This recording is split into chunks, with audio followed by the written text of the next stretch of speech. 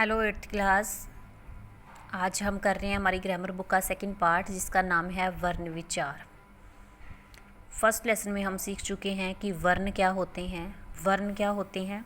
किसी भी भाषा को सीखने के लिए सबसे पहले हमें जिन ध्वनियों का प्रयोग करना होता है उसे हम वर्ण कहते हैं। तो हिंदी में एक जो लिपि है इसमें स्वर और व्यंजन दो प्रकार के वर्ण आते हैं। ठीक है, जब हम इन वर्णों को सभी को आपस में एक क्रम में मतलब एक सीरीज़ में लगा देते हैं तब वो क्या बन जाती है? वर्णमाला बन जाती है। तो वर्णमाला की डेफिनेशन होती है वर्णों की निश्चित क्रमबद्ध व्यवस्था वर्णमाला कहलाती है।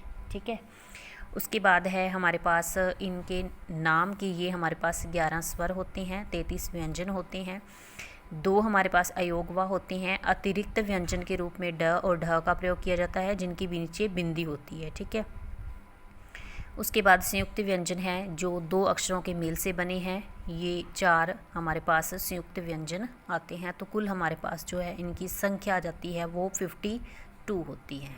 ठीक है, नेक्स्ट हमारे पास है कि स्वरों के भेद कौन कौन से हैं। स्वर 3 प्रकार के हैं, अस्वर, दीर्घ स्वर और प्लुत स्वर। ठीक है, अस्वर में 4 स्वर आते हैं अ, ई, उ और री, जिनको हम एक ही सांस में बहुत कम समय में बोल सकते हैं, उसे हम अस्वर कहते हैं। ठीक है, दीर्घ स्वर जिनको बोलने में अस्वर से दुगना समय लगता है वो ये 7 हैं, आ, ई, उ, ए, ओ और औ।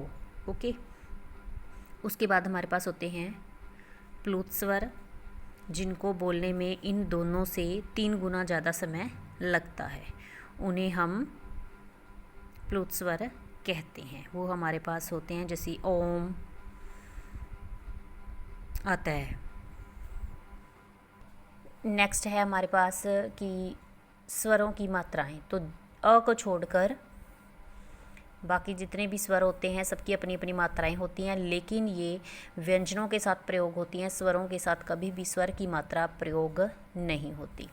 बिंदी जो होती है हम लगाते हैं न की साउंड देने के लिए, उसे हम अनुस्वार कहते हैं।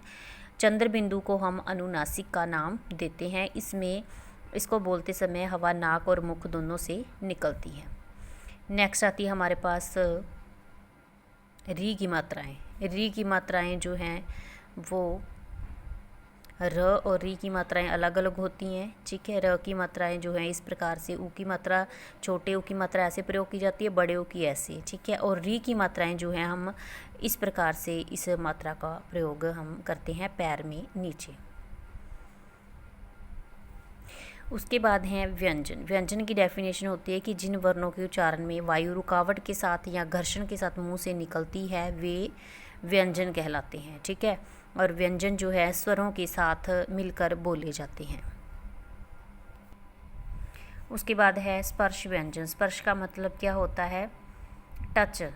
कि जब हम स्वरों को इनको बोलते हैं व्यंजनों को, तब वो व्यंजन कहाँ कहाँ पर हमारे जो हैं टच करके हवा बाहर निकलती है और वो शब्द बोला जाता है। तो जो क वर्ग है सबसे पहले वो कंठ से आवाज़ आती है, च वर्ग में तालु से, ट वर्ग में मूर्धा से, त वर्ग में दंत से और प वर्ग में ओष्ठ से हमारी जो वायु है वो घर्षण के साथ बाहर निकलती है। उसके बाद है हलंत का प्रयोग। हलंत का प्रयोग जो है वो व्यंजनों के साथ हम करते हैं। इसका मतलब होता है कि ये व्यंजन जो है ये अभी अधूरा है, इसके साथ स्वर जो है वो नहीं लगा हुआ। उसके बाद आते हैं हमारे पास अंतसत्थ व्यंजन। अंतसत्थ व्यंजन होते हैं जिनको जब हम उच्चारण करते हैं तो जीवा पूरी तरह से मुख के किसी भी भाग को नहीं छूती। ठीक है, जैसे य, र, ल, व। नेक्स्ट हैं ऊष्म व्यंजन। ऊष्म व्यंजन होते हैं जिनको जब हम उच्चारण करते हैं तो हवा जो है वो कुछ गर्मी के साथ बाहर निकलती हुई प्रतीत होती है, जैसे श, क्ष, स, ह। संयुक्त व्यंजन मैंने आपको पहले भी बताया कि ये 4 संयुक्त व्यंजन होते हैं जो 2 अक्षरों के मेल से बने होते हैं। हमने 6th और 7th क्लास में भी इसको किया हुआ है कि जो ये है इसको हम क्ष का नाम देते हैं कशो, ठीक है। तो वो क और श दोनों से मिलकर बना है कक्षा। त्र ये त्रिफला। ज और न से बना है ये य, और इसका जो सही उच्चारण है यान। श और र दोनों से मिलकर बना है श्रम। नेक्स्ट है हमारे पास द्वित्व व्यंजन। द्वित्व व्यंजन क्या होते हैं, जिसमें एक अक्षर जो है बिना स्वर का और एक पूरा स्वर जो है वो दोनों एक साथ प्रयोग किए जाते हैं। उसके बाद आते हैं हमारे पास संयुक्ताक्षर। संयुक्ताक्षर क्या होते हैं कि जब एक व्यंजन जो है प्रयोग होता है और एक स्वर रहित व्यंजन, मतलब जैसे इसके साथ हलंत लगा हुआ है, इसका मतलब क्या है, स्वर से रहित है ये, तो ये दोनों एक साथ प्रयोग होते हैं, वो संयुक्ताक्षर कहलाते हैं। उसके बाद हमारे पास आती है र की मात्राएं। तो र की मात्राएं क्रमशः इस प्रकार से, इस प्रकार से और इस प्रकार से 3 तरह से प्रयोग की जाती हैं। अगर र के बाद कोई व्यंजन आता है तो र आगे वाले वर्ण के ऊपर लगता है, ठीक है। जैसे ये व्यंजन है तो ये यहाँ पर पहले ही लगेगा। क्रम है ये, तो क्रम में पहले लगेगा। आवाज़ यहाँ पर आ रही है लेकिन बाद में लगेगा। अगर र से पूर्व कोई स्वर रहित व्यंजन हो, स्वर रहित मतलब अधूरा हो वो, जैसे भ्रम, प्राण, तो ये जो है जहाँ पर आवाज़ दे रहा है उससे पहले वाले व्यंजन में आएगा। इसे हम रेफ की मात्रा कहते हैं, ये जो मात्रा होती है इसको। और ये पैर में जो लगाते हैं मात्रा, इसको हम पदेन का नाम देते हैं। उसके बाद अगर ट और ड के बाद र आना है तो वो हमेशा उसके पैर में इस प्रकार से प्रयोग किया जाता है।